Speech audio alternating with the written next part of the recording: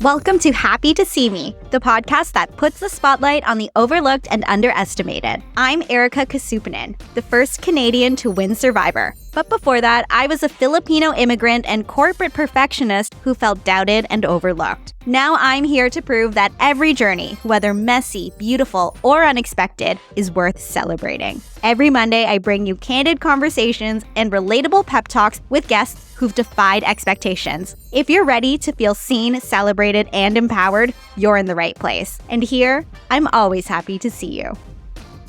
Let me know if you've experienced any of the following. Feeling exhausted.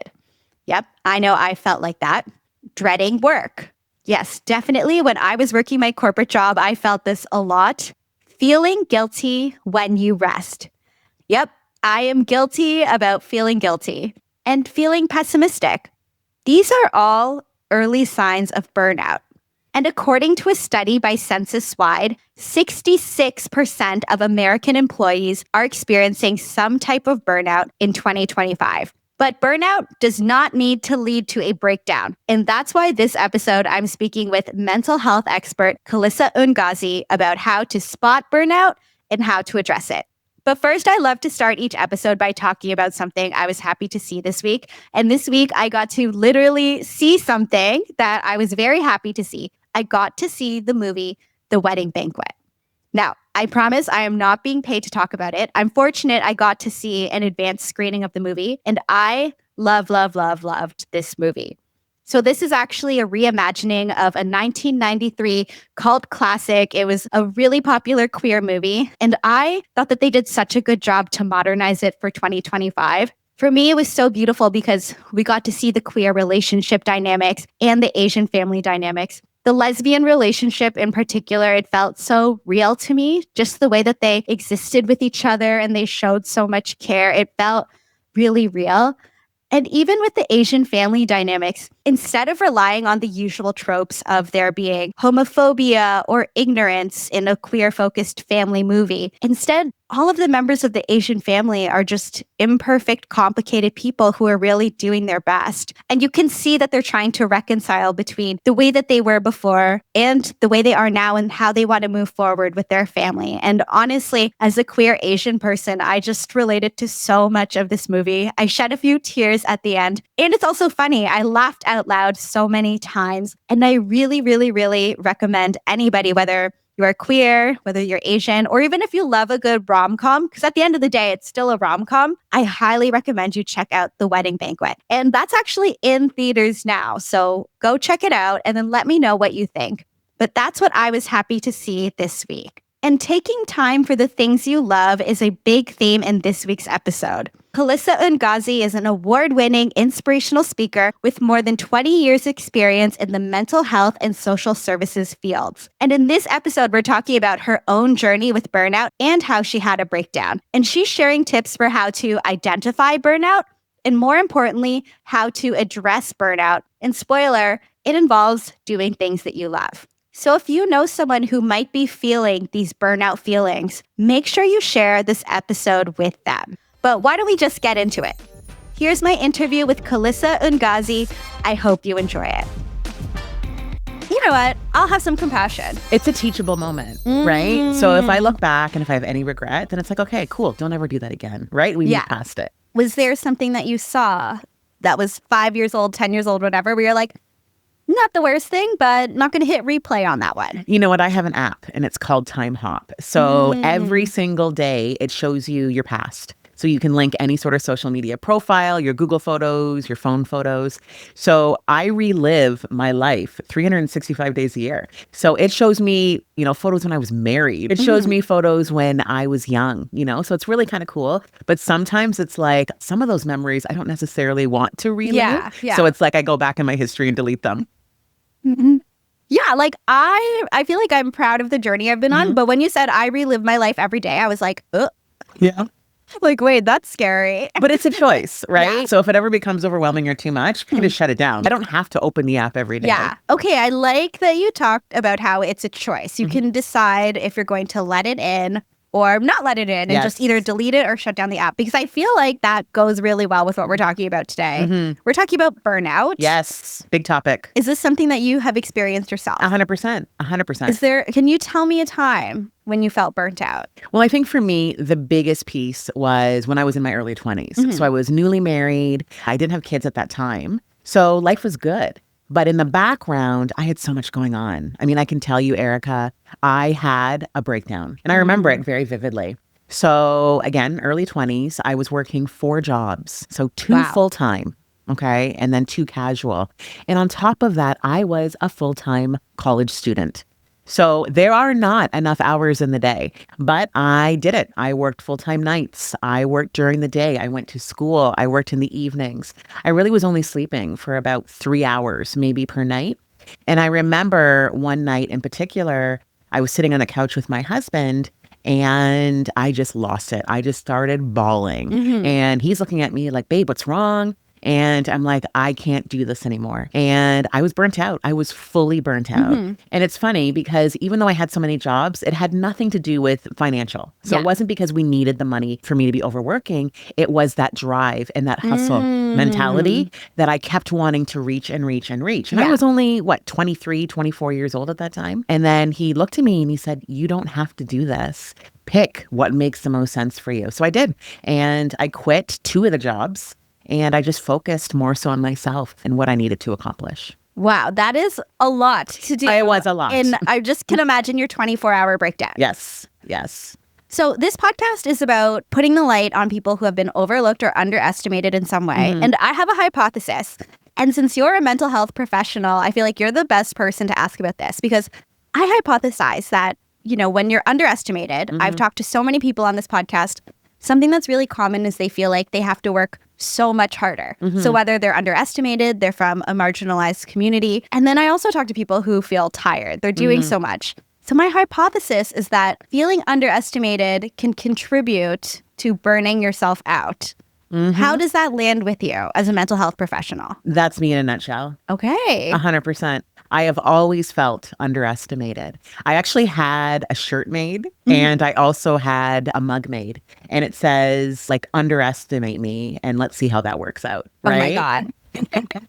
So that's kind of been my mantra is try me. I always am just reaching for higher heights when it looks at professional, when it looks at personal. I have 2 kiddos. I'm a single mom. And it's really important for me that they see me shine my light and prove that I can do anything that I set my mind to, which then translates to them as well, hopefully. This ambition that you had to work all of these jobs and go to school full time and raise these kids, did that come from underestimating yourself or feeling underestimated from external factors? Well, I mean, obviously I'm part of the BIPOC community. So there's another layer to that, right? So here is this Black woman. I'm also adopted by white people.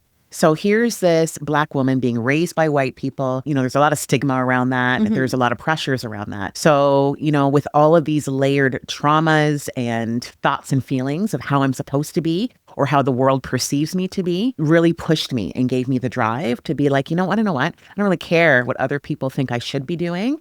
I'm going to do what sparks joy for me and what makes me happy. And it's going to progress me on my journey. And this moment where you had the breakdown, what changed after that? I saw myself. I really did. You were happy to see yourself. Yeah. We look in the mirror and it's like, yeah, okay, hey, there's Calissa. That's great. But to really emotionally hone in on who I am internally and becoming who I always wanted to be was a big piece of that. That was sort of the starting point of, okay, I'm literally crashing on the ground. I'm on the couch. I'm bawling. And I don't like to show emotion. I'm not a very vulnerable person. Interesting. Yeah. So, that was a big deal for me. And it's like, okay, you're going to be okay. And I think it's also the realization, which I often tell clients and colleagues and students, is that it is okay to not be okay. I feel like that's something that we hear all of the time. But for a lot of people, I think it's one of those things. You hear it and it's true. But that applies to other people. That doesn't apply to me. Yeah. For me, I have to keep going. I have to just push through. So I think a lot of it is, having the compassion for ourselves and to know that everything we're hearing applies to us too. I think for me too, being a mental health professional, There's this expectation that I should always have it together. And, oh, I mean, you are in mental health, so you know how to deal with all those types of thoughts and feelings and, anxiety and stress and depression.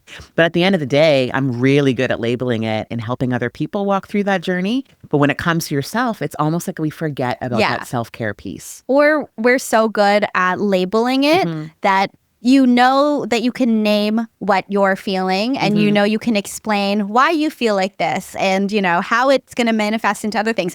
But sometimes you just have to allow yourself to feel the thing. And I feel like that's very scary. I think especially for people who might be more empathetic, who might know the language to talk about this stuff. Well, and sometimes we don't want to feel the feel, right? So I'll give you an example. Yesterday, I was lying in my bed and I was watching a show. And this commercial came on and it was an emotional commercial. And then all of a sudden, I started to feel like I was welling up. And I'm like, why am I going to cry over a bunch of strangers on TV? But I stopped myself because I'm like, no, I've got too much to do today. I cannot be emotional. I cannot feel the feels. But I think that our body kind of translates and tries to show us, listen, like you're going through something subconsciously right now. You need to let it out in a healthy manner so that it doesn't get bottled up and then you explode on somebody, because that's not fair either. Well, all of these feelings that we feel in our body, I want to ask you about them in relation to burnout. I hear a lot of people talk about feeling burnt out. What is the feeling of being burnt out? Well, that's going to translate differently to different people. So for me personally, the burnout that I felt was mental and emotional exhaustion. And I think that's a lot of us, right? It's that feeling of overwhelm and we're at capacity emotionally and sometimes physically, and we don't know how to work through that. So it's our body's stress response of saying, you're done, right? So, and it's going to manifest differently to different people. Are there common signs, early signs that someone is reaching the point of burnout that people tend to miss? Yeah, absolutely. I mean, it's going to look differently professionally and personally, but I think the core values is if I'm feeling burnt out, you're going to see signs of anxiety. You're going to see people stressing out. You're going to see people that are easily triggered in situations that they normally wouldn't be. So that's with family, friends, with colleagues. You're going to see people that are sleeping more, are just overly tired. Right? And it's because their body is shutting down and it's like you need rest. And sometimes you crash because you didn't listen to your body the first time. So it's going to do it for you. I think sometimes people start to, withdraw. They withdraw from the people that they love. They withdraw in their jobs, from the things that they enjoy doing. These are all symptoms of people that are burnt out and feeling those emotions.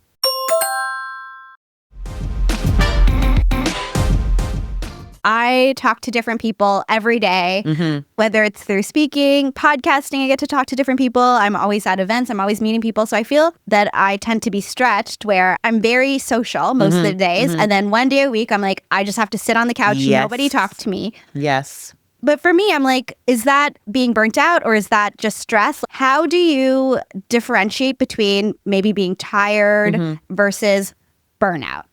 Well, I think with burning out, you actually are physically and emotionally not capable of continuing on unless you change something, right? So I self-identify as someone that is an extroverted introvert. So I love being social. I love going out. I love engaging with people. But to be honest, Erika, sometimes I'm done peopling, right? Like I don't want it anymore. So I'm going into my room. I am shutting the door. I am ordering takeout and nobody talk to me, right? Like I might scroll on my phone, but I'm not even responding to texts or anything. And that's my way of regulating myself, right? Regulating my emotions. So a lot of people when they're emotionally dysregulated don't even realize it. Right. So if you have those people that are easily triggered that we just talked about, they might snap at you, right? And they might not be able to be effective in their communication style. And that is a learned behavior, right? It's because I don't know. Nobody's ever taught me how to deal with stress and anxiety. And that's usually the case. Why do people push themselves to the point where they start to have these symptoms of burnout? What is happening that is making everybody do this? Because we're busy. We have this hustle mentality. It's constant. Most people don't just have one job. Most people have 2 or 3, whether it's a side hustle. And I think that we believe physically, emotionally, and cognitively, our bodies are much more able to kind of work through all those types of things until we can't. And then all of a sudden it's like, I'm working 80 hours a week. I'm so involved with so many different projects. And it's like, do you really need all of that? Or do you need to work on your time management so that you're not so stressed? There are so many messages where, side hustle, that's how you get rich. Here's how you lean into work. Here's what you need to be eating. And here's how much you need to be working out. Here's how much you need to be in contact with your friends. This is what it takes to be a good mom. Even just hearing that makes me tired. And it's unrealistic to do all of those things all the time. But I can understand how people would have the pressure to do everything all of the time. Absolutely. And let's talk a little bit about, I like to label it as neurospicy. Or neurospicy folks too. So anyone that is neurodivergent, so whether you have ADHD like me, whether you have anxiety like me, whether you have depression, whether you're on the spectrum, any sort of exceptionality, then you also have that extra layer that you're dealing with. How do I deal with not only being neurodivergent, but having to people and having to do life, right? And if you don't have the proper strategies and supports in place, then that can also lead to burnout. Yeah, I wanted to know, are there certain types of people who are more susceptible to burnouts? You mentioned people who are neurospicy. You mentioned being part of the BIPOC community and having to prove something. Does burnout tend to affect certain types of people more? Well, I think it depends on a lot of things. One of them is upbringing too. How do your families and your parental figures or whoever's raising you, how did they deal with stress and anxiety? Because a lot of times we are a victim of circumstance, right? So there's this whole thing of nature versus nurture too. What's around you in society? How do your friends deal with it? Because then we start bringing it on into ourselves. So if you aren't raised in a place where you can talk about things and you're given appropriate ways to de-stress, then you're going to logically go out there in the world and try and find other ways to not be so stressed, and they might not be effective. So it's super tough. And yeah, there's the BIPOC community, there's neurodivergent, there's people, that have a lot of different issues that they might not even be labeled. But I just think it really depends on who you are as a person. Right. And I feel like now as well, there's so many external factors. Like I talk to so many people who can't watch the news and can't take in the news. Can what's going on in the greater world contribute to feelings of burnout? Yeah, and I would say, especially since COVID, a lot of people are becoming a lot more outspoken with their views. And unfortunately, what we're seeing is relationships becoming tumultuous, right? So friendships, romantic relationships, colleagues, because before you could just forget about it. I'm not going to turn on the news, but now it's everywhere. It's on social media, it's on the TV, it's on the radio. So, you're kind of put into this place where you have to have an opinion. Whereas before it's like, oh, I'm not political, or I don't believe in this. But now it's like, well, no, you need to pick a side. And sometimes you pick the opposite side of the ones that you love or the ones that you're around, and then you can lose relationships. And that adds to stress as well. It's tough to navigate. And I think that even with social media, with all of the information that we see, I think for one, seeing so much information is overwhelming. And then seeing that it's so divisive adds another layer to it that I think it's tough for a lot of people to figure out how to navigate it. And I think, there's a lot more ways to bully. And bullying isn't just kids anymore. It happens to adults. So if you don't share the same opinion, and in the mental health space, we call it groupthink. So if one person thinks something and they're super smart and intelligent, or they have a big following, then all of a sudden, a lot of other people believe them too. Well, they wouldn't mislead me. So what they're saying must be factual. It must be true. And then they start to believe it. And then other people believe it. And then if you're not part of that groupthink culture, then all of a sudden you're ostracized for having a difference of opinion. And we don't want people to be missing connection. We need the connection, because that is the antidote to probably a lot of these issues, especially with burnout. Human connection. Like at the end of the day, Erika, we are not meant to do life alone, whatever that looks like. And it doesn't matter if you're an extrovert, an introvert, you need people in your aura. And when we start to lose that, then we start to lose ourselves. Yes. I know that you mentioned that you had the breakdown moment on the couch as a result of your burnout. But not everybody has to get there, right? No. What are ways that people can identify that they're having these feelings of burnout? And what are things that people can do to start to address them earlier on? Well, my whole premise is around self-care, right? And also putting in boundaries. So let's break down self-care. It does not have to cost you money to take care of yourself. So yes, if you have resources, you can go for massages, you can get a gym membership, you can travel, you can go out to eat at your favorite restaurant. But if you're on a limited budget, that might not be okay for you. So let's look at free options. So yoga, meditation, there's tons of free YouTube videos out there. It doesn't cost you a dime to step outside in nature when it's not snowing in April and walking around and just becoming one with nature, and embracing it, deep breathing, practicing mindfulness, whether it's taking a hot bath, going for a nap, reading a book, whatever it is, you need to take a minimum of at least 5 to 10 minutes per day and just reflect on self-care and its importance. Another piece is actually layering with boundaries. So this is professional and personal boundaries. So maybe you're in a household full of kids. So a lot of times we'll hear moms or dads that are saying, okay, it's nice of you to tell me to do self-care, but there's only 24 hours in a day. When am I going to fit that in? Right? So it's looking at your schedule. Maybe it's when you wake up in the morning before the kids are up. Maybe it's when everybody goes to bed. Maybe you're single. Maybe you have a little bit more time and flexibility to kind of fit that in your schedule. But whenever it is, you need to do it and be consistent. Now, with being professional and having boundaries, I think a lot of people are afraid to say no to their bosses and to their supervisors. And you're known as a yes man or woman. And you know what? Sometimes it's okay to say no. Yeah, this is maybe a dark view of it, but seeing economically how there have been so many layoffs, saying yes doesn't guarantee anything, right? There's so much that's out of your control. So what you can control is how boundaried you get to be with work. You don't have to give work everything because work is just one part of life. And I think some people forget that you are 100% replaceable. A lot of people are in this mind frame of, I do a really good job. I get a lot of good feedback. Like, there's no way that they're going to replace me. But we're in such an economic crisis currently that nobody is safe. So, I think that also plays to why people have so many different side hustles. But at the end of the day, you need to protect your peace and you need to do what makes sense for you because no one else is going to do it for you. I've seen you talk about something that you call the oxygen mask mindset. So what is this? This is a framework that I developed and I'm actually writing a book about it currently. And essentially what it means is when we take care of ourselves first, then we can take care of other people. So again, that can be professional, that can be personal, but it's taking a look at our buckets, and we cannot pour from an empty bucket. So if you have people or things that are constantly pulling at you and constantly, you're being pulled in different directions, then there is no space and time for you.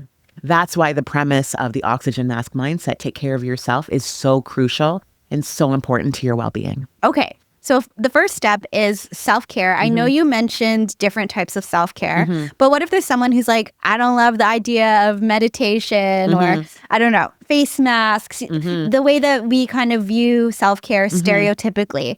Are there forms of self-care that might not be the traditional that would be really helpful for people? Absolutely. I mean, we talked about going for a nap. I love to sleep. Nobody in this world loves to sleep more than I do. That's part of my self-care routine. Some people might be going on the golf course. Some people might be reading a book, writing a book, whatever. You find whatever sparks joy. Maybe it's cleaning up your kitchen. Maybe you're one of those clean people. Maybe it is spending time with your family and friends. But whatever it is, you find what's going to bring you back emotionally and physically to where you need to be to perform. What's a sign that something is good self-care for someone? Because I can imagine somebody, let's say they go for a massage, they might still have the hamster wheel of all the thoughts going. Is good self-care an activity you can do where you're fully present?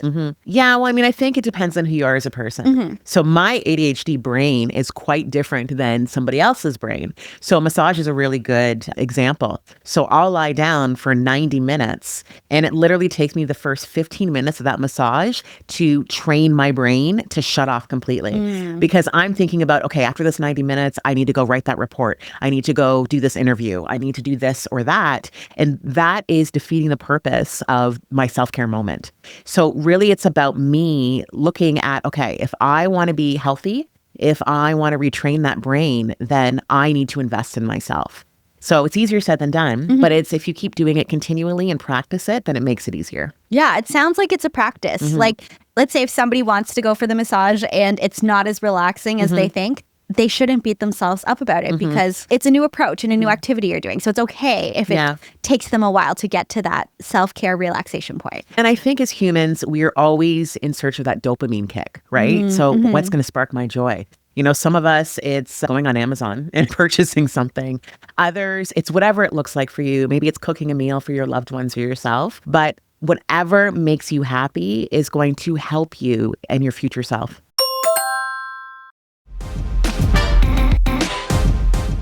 Okay, so step 1, take care of yourself. Step 2, take care of other people. So I'm curious, what are ways that people can care for the folks that they're responsible for that won't lead other folks to burnout? So let's say at work, you lead a team. What could you do as a leader to not contribute to a team member's burnout? Well, I believe in the collaborative approach, right? So I also believe in effective communication. So we need to be talking to each other. And if you're in a management position, you need to know your people. So you need to know what they're dealing with. Now, a lot of times people show up the way that they want you to see them. So we're not always going to know what's going on in their home life, what's going on in the background. So I think having, supervisions and meetings and chatting with people, how are you doing? How are things happening at work? Is there anything that I can do to better support you? Even colleagues, check in with them, ask them how they're doing.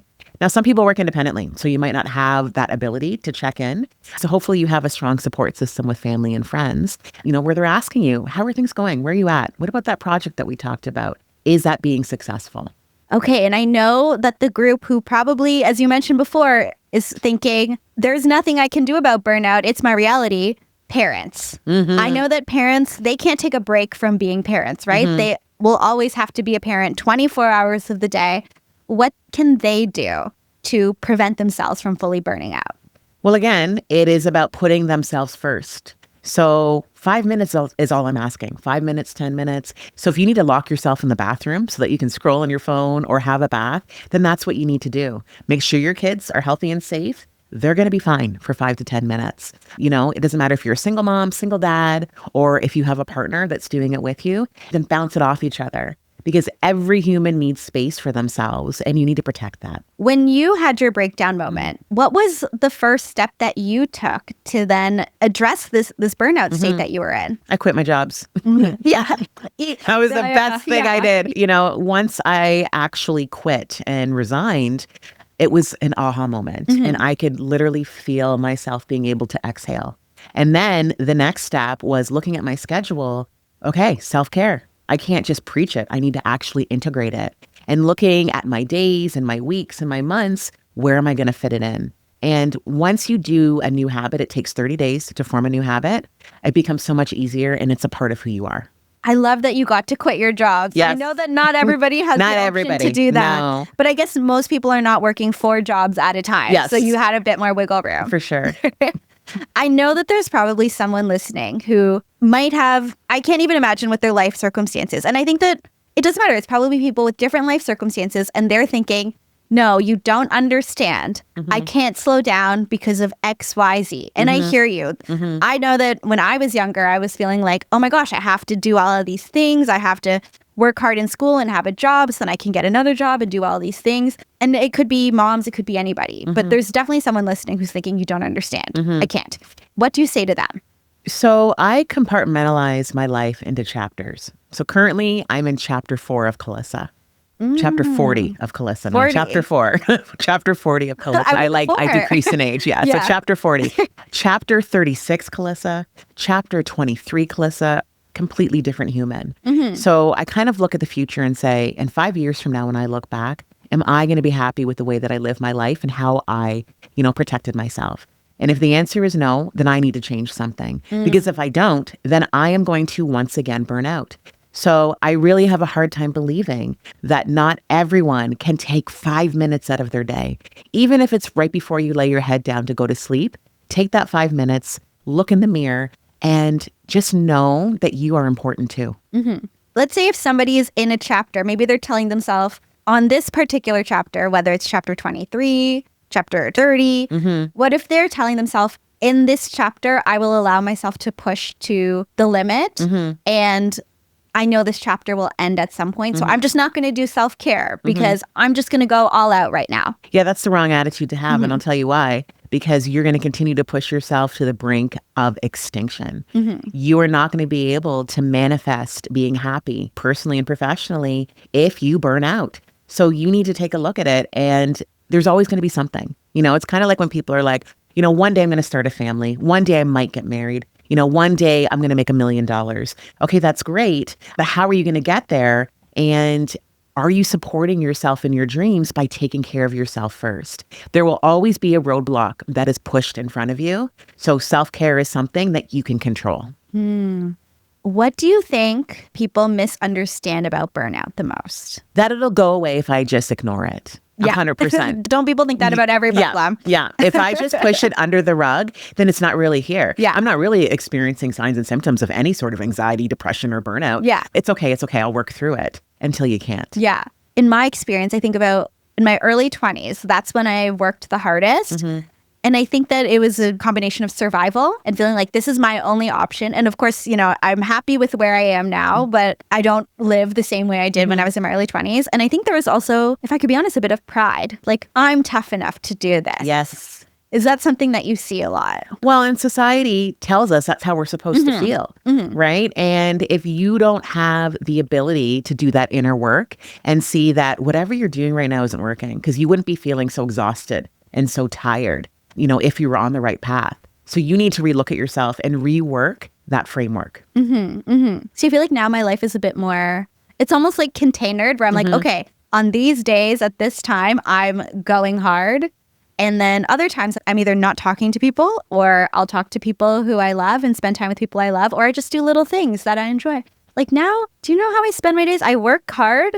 I hang out with the people that I love, and then I make dinner and I watch Power and Politics. There you That's go. me. That's my life. But you're happy and you found what makes sense for your lifestyle and what your trajectory is going to look like, right? So you're happy with where you're at, and that's the goal. That's the ultimate goal. I guess it's always changing too. It's ever evolving. And I think that's also the difference between a growth mindset and a fixed mindset, right? With a fixed mindset, we're very much black and white. It's either going to work or it's not. Whereas with a growth mindset, we are always learning about ourselves, about each other, about society. And that's where we kind of want to stick. Yeah.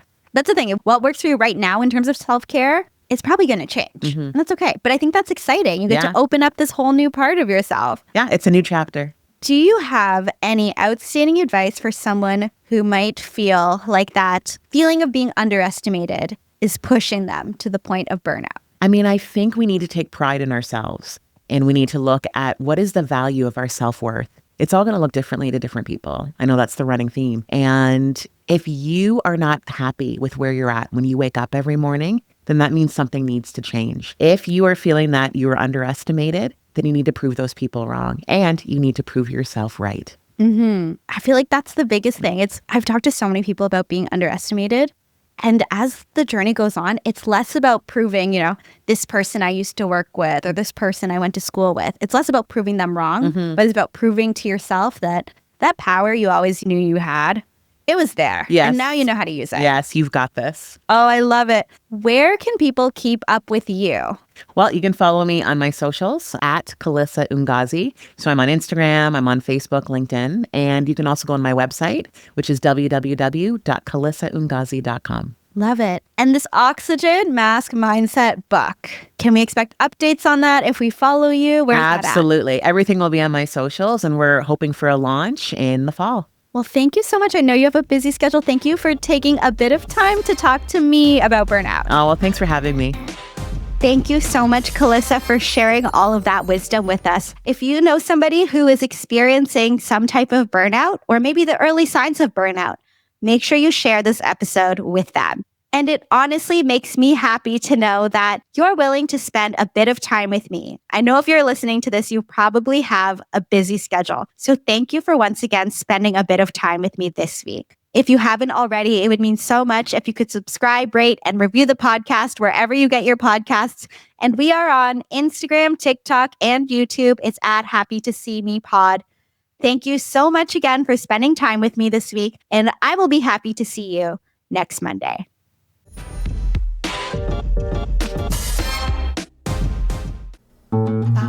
This podcast has been brought to you by the Sonar Network.